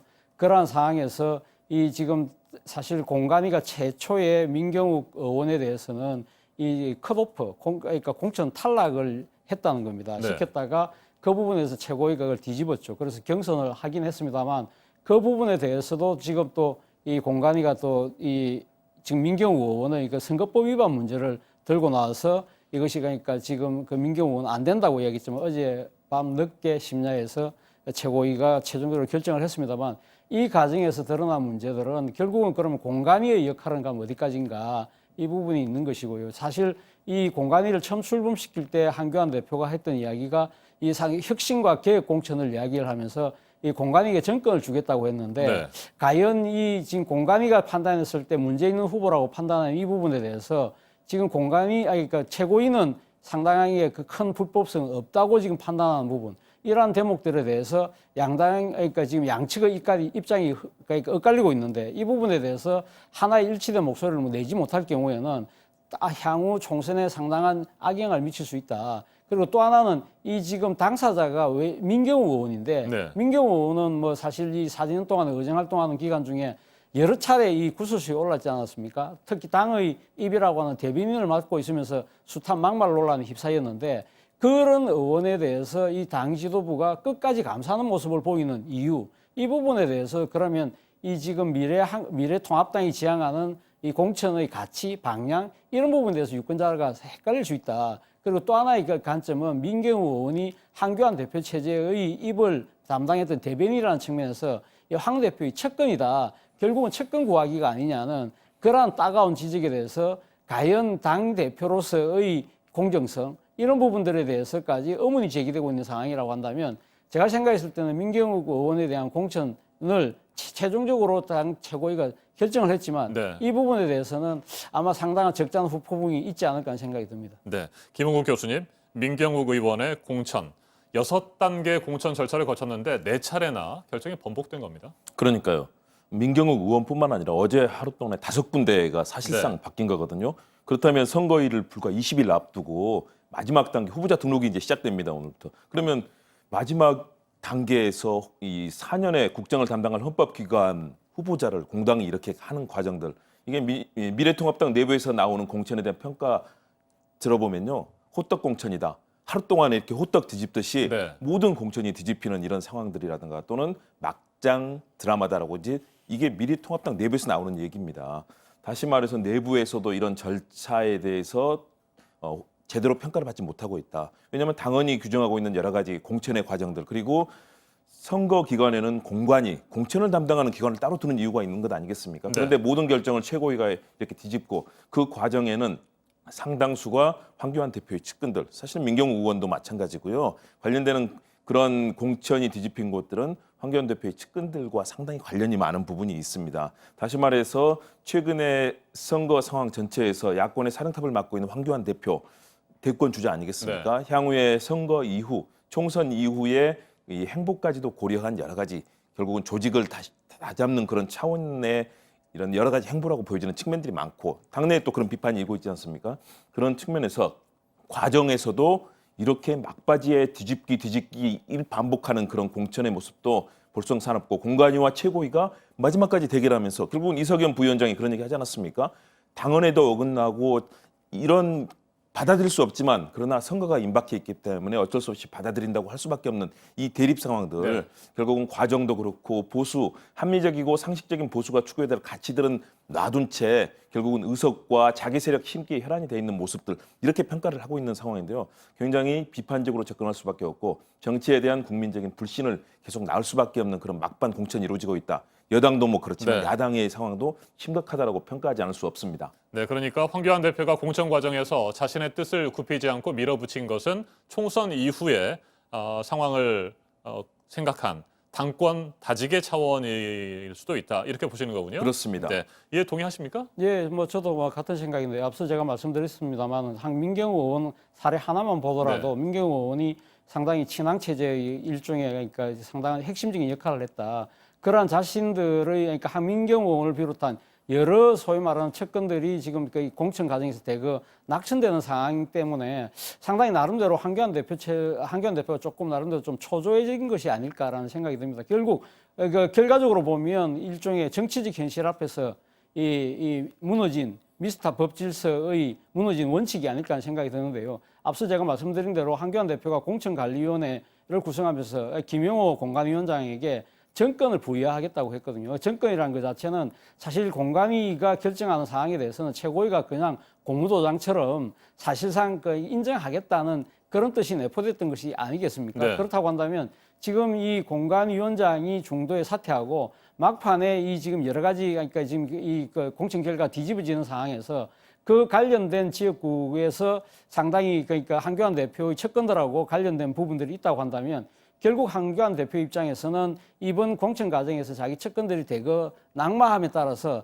상당히 거기에 대해서 상당히 이 황교안 대표를 믿고 어떻게 정치적인 큰 대사를 도모할 수 있느냐는 그러한 이 따가운 비판이 나왔던 것이고요. 그리고 또 향후 이 지금 총선 이후에 전개되는 향후의 당내에서의 대권 경선 과정에서의 자기 세력의 기반 자체가 허물어질 수 있다는 네. 그런 판단감 그런 것들 때문에 상당히 나름대로는 이 좀 무리한 이 수를 범한 것이 아닐까 하는 생각이 듭니다. 앞서 제가 미스터 법질서라고 그랬는데요. 한교안 대표가 사실 이 검찰을 오래 몸담고 계시면서 나름대로는 상당히 법과 원칙을 강조했던 분인데 이번 공천 과정에서 보여줬던 부분들은 나름대로 그러니까 아무리 정치판이라고 하더라도 이 지금 정당이라는 공당이라는 이 원칙의 그 기준 자체를 스스로 허문 측면이 있다는 부분에서는 결코 자유롭지 못할 것 같습니다. 네, 더불어민주당의 상황도 좀 짚어보겠습니다. 의원 꿔주기와 관련해서 거센 비판의 직면에 있습니다. 민주당 어제 비공개 의원총회를 열었고요. 비례정당인 더불어시민당에 의원을 보내는 방안을 본격화하고 있습니다. 그런데 사실 민주당은 앞서 통합당을 똑같은 사안으로 거칠게 비판하지 않았습니까? 맞습니다. 네, 당 대표가 직접 현역 의원의 이적을 권유하는 것은 후안무치한 정치다. 그리고 정당법 위반이다 하면서 고발까지 했었고요. 똑같은 상황을 지금 자신들도 하고 있는데 이 부분은 어떻게 보십니까? 역시 비판하지 않을 수가 없습니다. 왜냐하면 이 선거제 개혁, 그동안에 있었던 여러 가지 패스트트랙, 신속 처리 법안의 절차 과정을 통해서 선거제 개혁을 주도한 것이 바로 더불어민주당이고 집권 여당입니다. 그렇다면 초기에 그런 원칙을 지켰어야 되고요. 물론 이 상황에서 선거제 개혁의 입법 취지를 파괴하고 형해화시킨 것은 미래통합당이 미래한국당을 만들면서 초기에 시작이 됐습니다. 그렇지만 더불어민주당 같은 경우는 집권 여당 아니겠습니까? 그리고 이 선거제 개혁의 취지가 결국은 득표는 30%라고 의석은 50%를 가져가는, 다시 말해서 유권자의 표심을 왜곡하는 선거 제도는 바꿔야 된다는 그런 취지에서 시작이 된 것인데요. 네. 결국은 소수 정당들의 진입도 제대로 원활하게 이루어지지 못한 가운데 결국은 야당이 하고 있는 잘못된 행태, 의원 꿔주기를 집권 여당도 반복하고 있습니다. 물론 선거에서는 공평한 운동장에서 같이 싸워야 된다는 그런 기본적인 전제는 있지만 그럼에도 불구하고 선거제 개혁의 명분 그리고 국민들께 개혁에 대해서 원칙을 가지고 접근하는 그런 정당의 모습을 보여줬어야 됐는데요. 결국은 의원 꿔주기, 좋게 말하면 뭐 의원을 파견한다는 뜻이 되겠지만 결국은 의원 꿔주기 아니겠습니까? 이것이 결국은 선거제 개혁의 의미를 다 훼손시키고 준연동 비례대표제를 도입하면서 이 의미했던 그런 여러 가지 정치개혁의 과정들과 가치가 사라지고 있다. 여야 공이 모두 이 부분을 파괴하고 있는 두 거대 정당의 모습들, 특히 여당이 책임이 더 크다고 볼 수 있기 때문에요. 이런 이 꿔주기 논란, 따라가는 것들, 그리고 과거에 대한 비판 스스로 자유롭지 못하기 때문에 저는 국민적인 비판, 불신을 다시 한번 가중시키는 그런 행동이었다고 봅니다.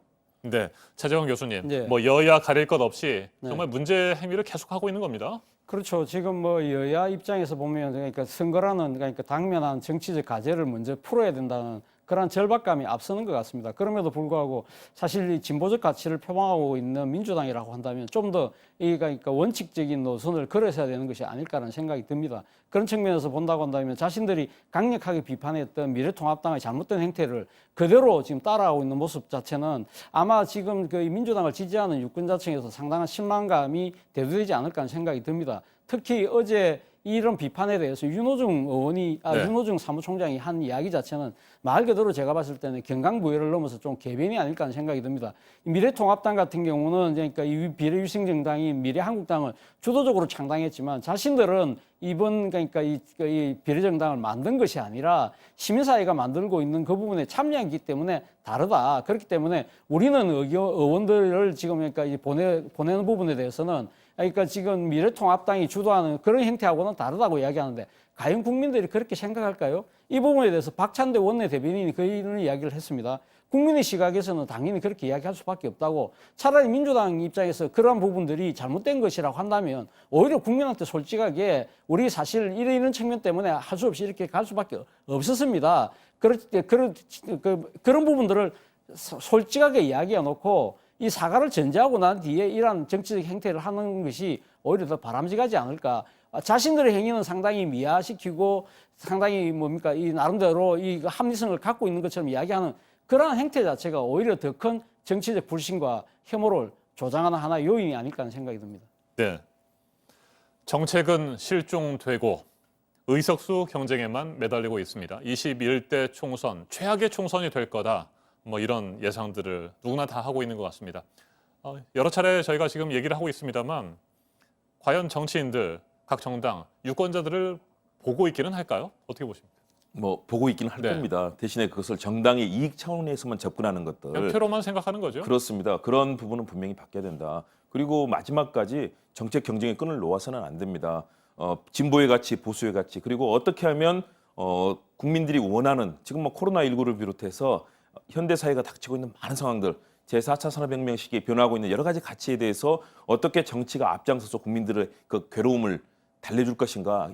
여기에 대해서 뭐 민주당 같은 경우도 177개의 뭐 정책까지를 내놓고 틀들을 내놓고요. 또 미래통합당도 나름대로 얘기는 하고 있습니다. 그렇지만 이것이 국민들께서 만족하실 수 있는 정치를 실천하는 과정과 절차가 일단 투명해야 되고요. 국민들께 정직하고 진실해야 된다고 봅니다. 그런데 그런 과정들이 결국은 제대로 진행되지 않고 특히 저는 선관위의 책임도 있다고 봅니다. 애초에 미래한국당이라는 이 사실상 위성정당을 허가해주지 않고 초기에 그런 얘기 하지 않았습니까? 그렇다면 그런 부분에 대해서 허가하지 않고 거기서 단절을 시켜줬다면 여당도 그걸 만들지 못했을 겁니다. 그렇다면 사실은 이런 꿔주기와 비례정당의 이런 위성정당으로서의 모습들, 저는 그런 부분이 좀 더 나타나지 않고 원칙적인 그런 대결이 됐을 텐데 지금 상황이 많이 악화되고 있다.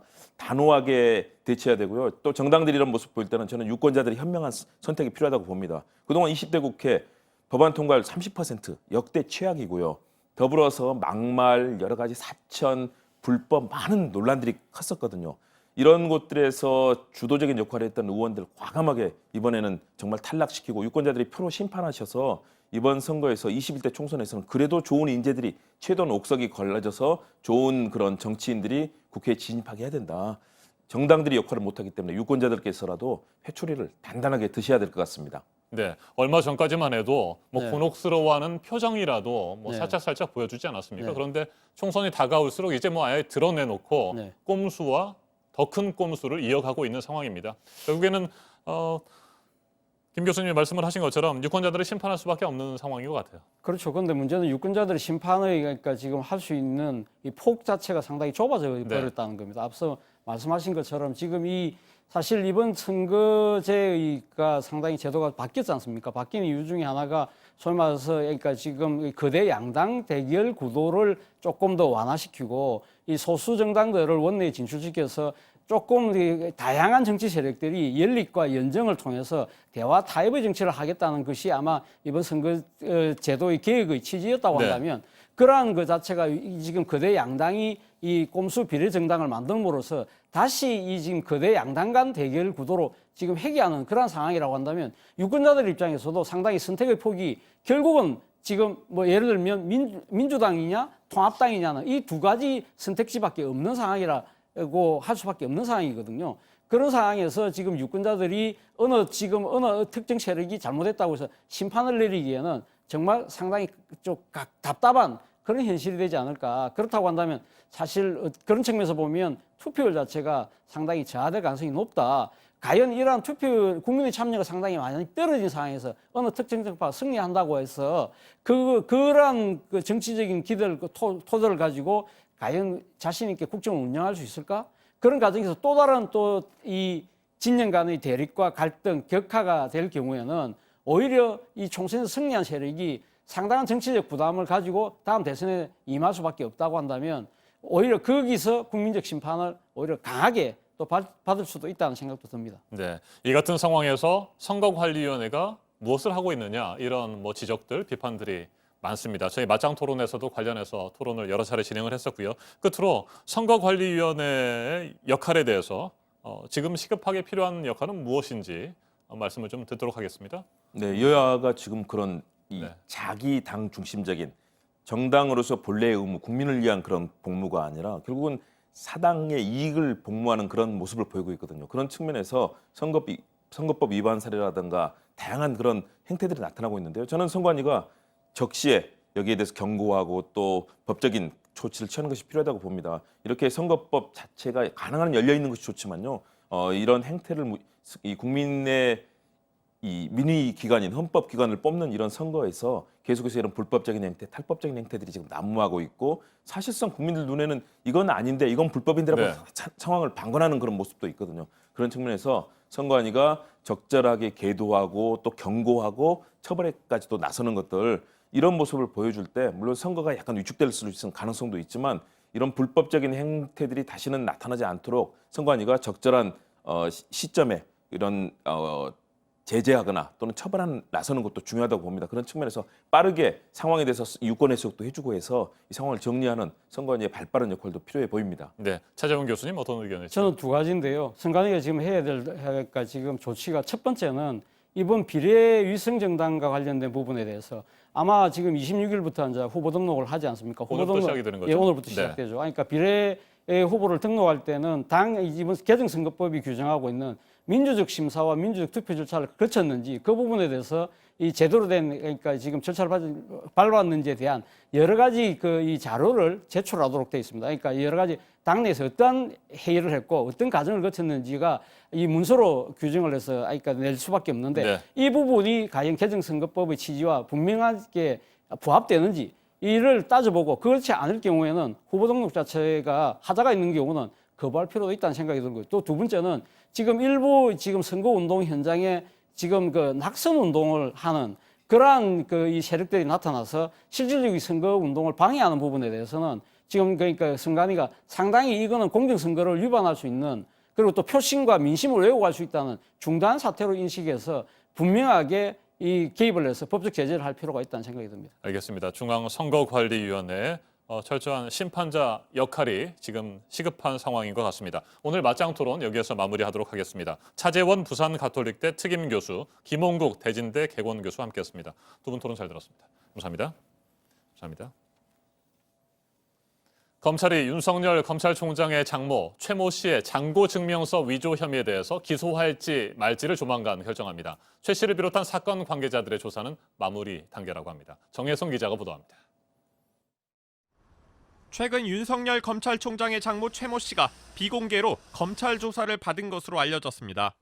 최 씨가 지난 2013년 경기도 일대 부동산을 매입하는 과정에서 350억 원대 장고 증명서를 위조했다는 혐의입니다. 이에 따라 사건 관련인에 대한 조사는 마무리 수순에 접어든 것으로 보입니다. 검찰이 최 씨를 기소할지 여부는 조만간 결정됩니다. 최 씨 측은 취재진과의 통화에서 오는 금요일쯤 결론이 나지 않을까 예상한다고 답했습니다. 위조 사실은 지난 2016년 동업자 안모 씨의 재판 과정에서 드러났습니다.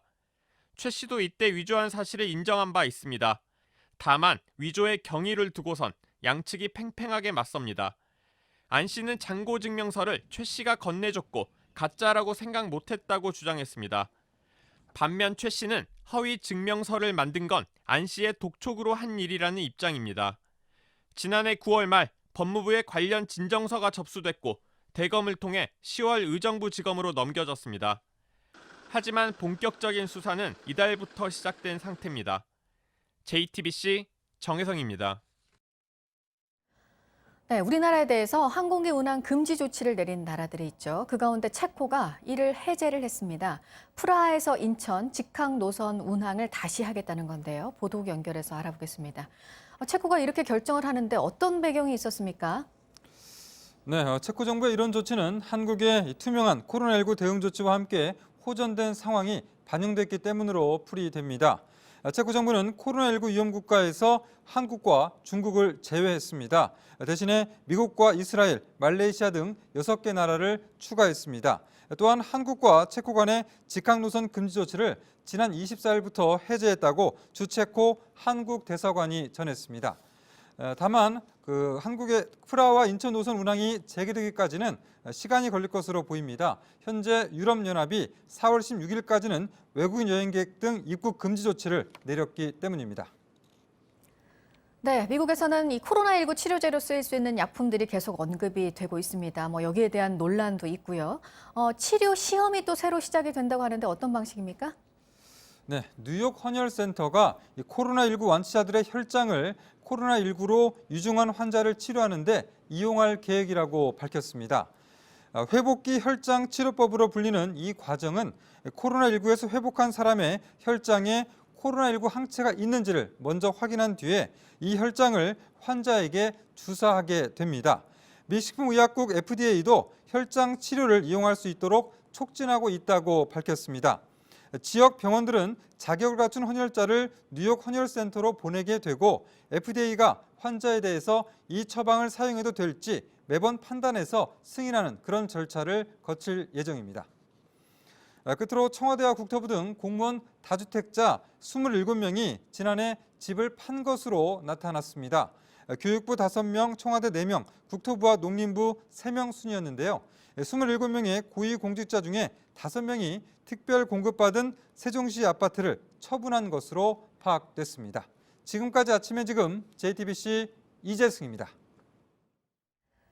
네, 사람이 모일 수가 없는 코로나 사태 속에서 문화계의 자국책은 지금 온라인입니다. 공연도 온라인으로, 영화도 집에서인데요.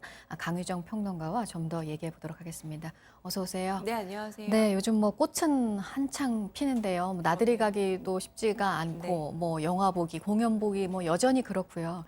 보는 사람 입장에서 이러니까 이제 관련 업계의 한숨은 더 깊어질 수밖에 없는데, 지금 이런 상황을 잘 보여주는 장면이 최근에 하나 있어서 먼저 보여드리려고 해요. 한 내한한 피아니스트의 공연이었는데 좀 많이 울컥을 했나 봐요.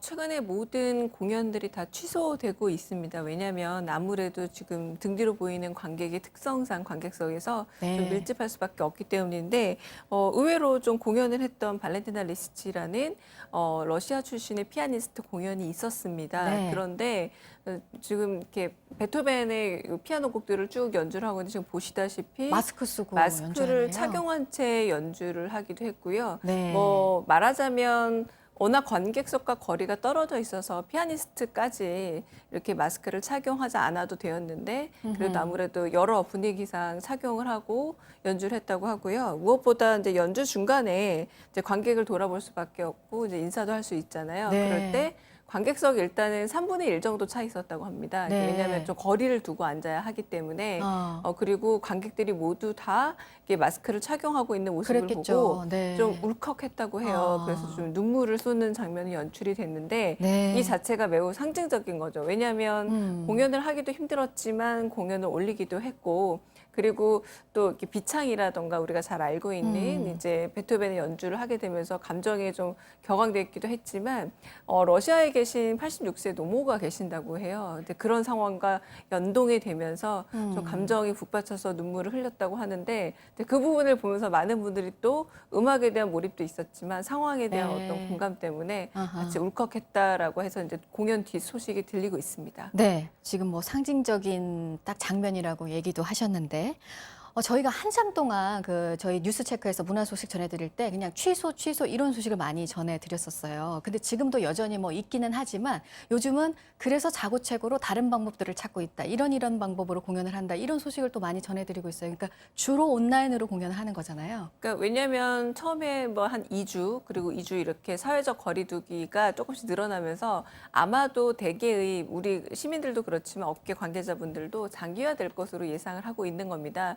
그런데 공연을 이미 좀 준비도 하고 마련해 놓은 상태에서 이제 공연 수익을 얻는 문제도 현실적으로 있지만 한편으로는 마련해 놓은 공연 자체를 폐기할 수 있는 위험이 있기 때문에 이제는 온라인 상영 쪽으로 많이 방향을 틀었다고 얘기할 수 네. 있겠고요. 대표적으로 이제 국립국악원이 유튜브 채널이 있습니다. 거기에 준비됐었던 뭐 판굿, 사문놀이들의 그냥 공연들, 쇳김곡 같은 것들을 유튜브로 이제 온라인으로 제공하고 있고요. 또 한편으로 국립창극단도 폐왕별이라는 공연을 원래 준비했었는데 25일부터 내달 8일까지 유튜브에서 네이버 TV를 통해서 공연을 하기로 이제 결정했다고 합니다. 특히 이제 무료 상영인 경우가 많습니다. 그리고 세종문화회관도 자체 기획 공연이 있었어요. 이제 오전 공연 혹은 오후 공연을 뜻하는 마티네 공연이라고 좀 가벼운 공연인데 이런 것들을 전부 다 이렇게 온라인 생중계로 보여주기도 네. 했는데 또 한편으로는 너무 지쳐 있었던 많은 분들에게 이런 문화 공연이 또 네. 온라인으로 볼 수 있기 때문에 또 어허. 환기가 되고 있기도 하고요.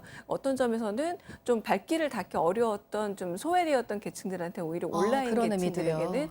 훨씬 더 가볍게 접근할 수 있어서 이 방식에 대해서 좀 환호하고 있기도 하고요. 저도 좀 반가웠는데 요즘에 독일의 또 상황이 만만치 않잖아요. 그런데 베를린 네. 필하모닉이 베를린 필이라는 상품권 코드를 입력하면은 지금까지 아주 주옥 같은 그런 협연이랑 공연들을 제공하고 있다고 합니다. 그래서 딱 들어보시면 알 텐데 헤르버트 폰 카라얀의 공연이라든가 사이먼 레틀 이렇게 아주 유명한 지휘자들과 베를린 네. 필하모닉의 그런 협연들이 또 한편으로 무료로 이렇게 제공되어 있기도 합니다. 네, 영화계에서도 최근에 또 상징적인 일이 있었어요. 영화 사냥의 시간. 넷플릭스로 바로 직행을 했습니다. 뭐 이와 관련해서 이렇게 할 수 있는 거냐, 뭐 법적 분쟁도 지금 네. 좀 있는 것 같고요. 네. 이것도 또 다른 모습, 좀 그런 변화가 있긴 했었지만 이게 최초 사례입니다. 네. 왜냐하면 되게 여러분 아시다시피 영화를 제작하게 되면 홍보를 거쳐서 국내 상영관에 올라갑니다. 그 다음에 짧은 기간으로 상영하고 나서 이제 넷플릭스 제작 영화라던가 넷플릭스와 애초에 계약되어 있던 영화들은 그런 방식으로 넷플릭스를 통해서 상영이 되지만 대개의 경우는 2차 판권 시장이라고 해서 우리 TV에서 영화를 구매할 수 있는 네, 네. 다양한 방법들이 있잖아요. 원래 그렇게 공개가 되는데 이번에는 찬양희 씨가 기억하실 거예요. 우리가 코로나 사태 본격화되기 전에 윤상현 감독의 이 작품이 개봉할 거다. 뭐 이재훈 씨라든가 여러 배우들이 출연한다라고 다 어느 정도 홍보 초입 단계에서 코로나 사태가 발발하면서 그냥 중간에서 멈춰버린 경우입니다. 그렇게 네. 됐을 때는 오히려 영화를 좀 창고에 넣어놓고 개봉 시기를 조절하는 영화보다 훨씬 더 손해가 클 수밖에 없기 때문에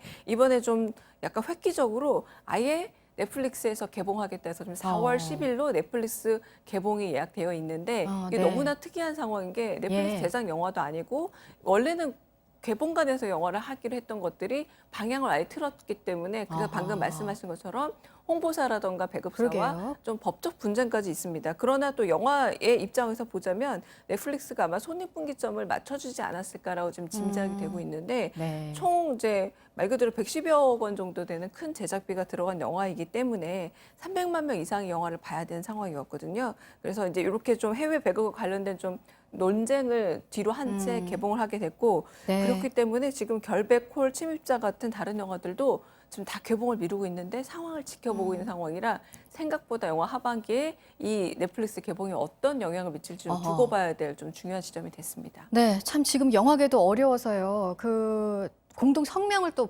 발표를 했어요. 맞습니다. 그러니까 네. 정부 지원해서 지금 영화계는 외면당하고 있다 이런 주장이잖아요. 그러니까 어제자였죠. 어제 지금 여러 이제 영화 제작자 단체라던가 배급사들에서 좀 지원이 있어야 되지 않을까라고 이제 한국 상영관 협회, 제작가 협회, 영화 프로듀서 협회 그리고 CGV 롯데시네마 같은 멀티플렉스까지 합쳐서 11개의 영화 찍는 단체가 이제 이런 긴급 지원을 호소하는 공동 설명을 어제로 발표했습니다. 네, 알겠습니다. 여기까지 듣도록 하겠습니다. 강유정 평론가였습니다. 고맙습니다. 감사합니다.